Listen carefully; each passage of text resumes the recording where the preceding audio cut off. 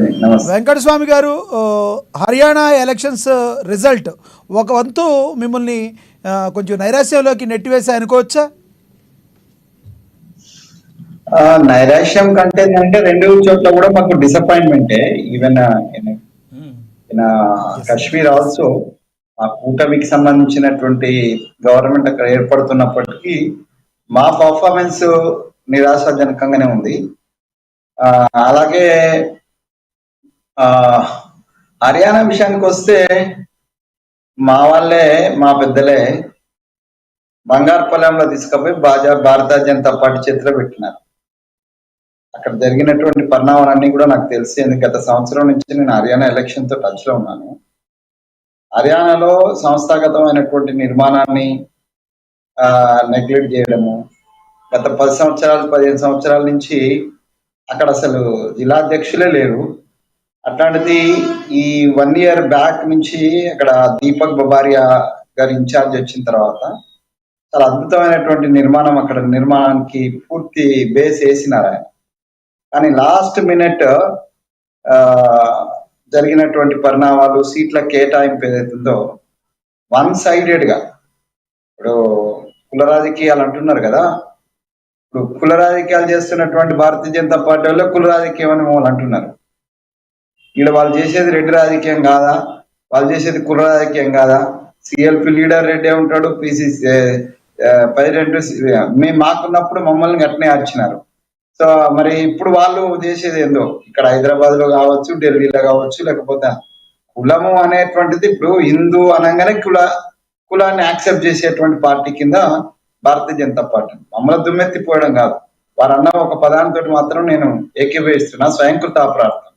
మేము యోజన చేసుకోవడంలో, సీట్ల కేటాయింపులో జరిగినటువంటి అవకతవకలు భారతీయ జనతా పార్టీకి కలిసి వచ్చినాయి కాబట్టి వాళ్ళు అక్కడ గెలిచినారు. ఇది డెఫినెట్ గా మాకు ఒక శరాఘాతం లాంటిదే.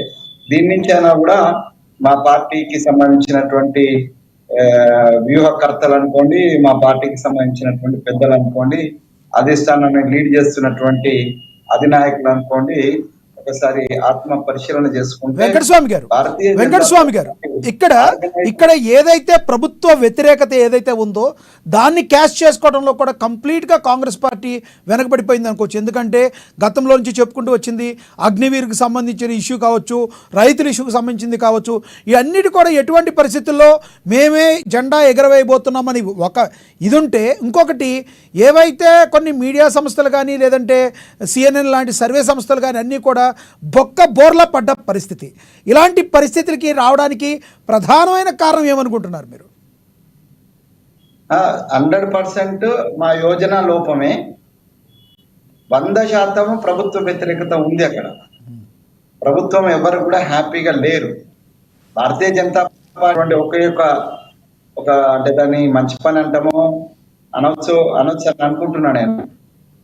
జాగా ఆధిపత్య కులాల యొక్క ఆధిపత్యాన్ని కంట్రోల్ చేయడంలో బీజేపీ దాని కారణంగా నాన్ జార్స్ ఎవరైతే ఉన్నారో పోలరైజేషన్, యాంటీ పోలరైజేషన్ లో జార్స్ పర్టికులర్ గా ఓబీసీ గెలిచింది. ఓబీసీ బీజేపీ గెలవలే, మేము ఓడలే, ఆడ గెలిచింది ఓబీసీ.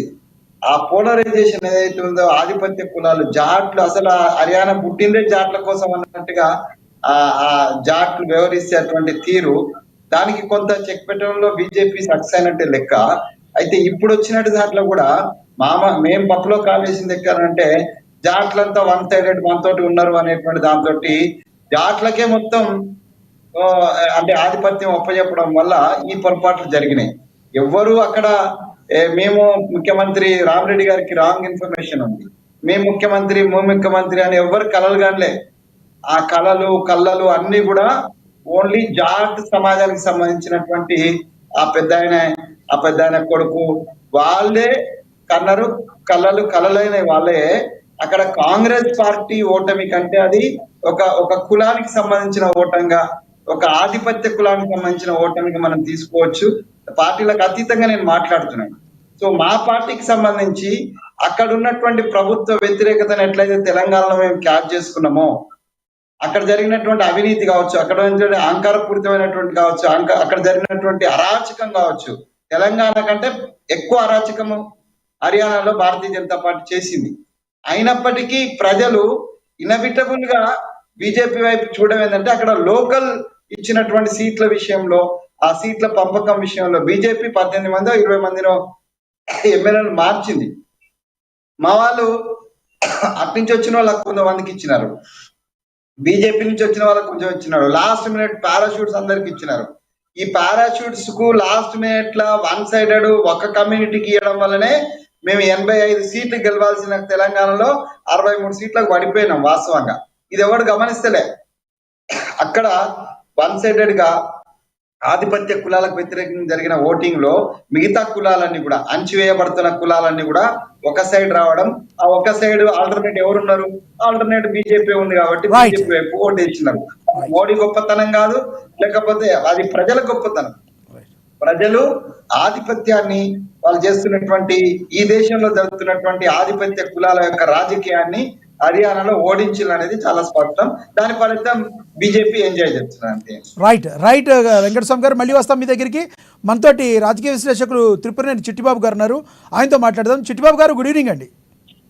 Good evening. చిట్టిబాబు గారు, బీజేపీ హర్యానాలో గెలిచింది. ఆల్మోస్ట్ ఆయన 49 నుంచి 50 సీట్లో సింగిల్ లార్జెస్ట్ పార్టీ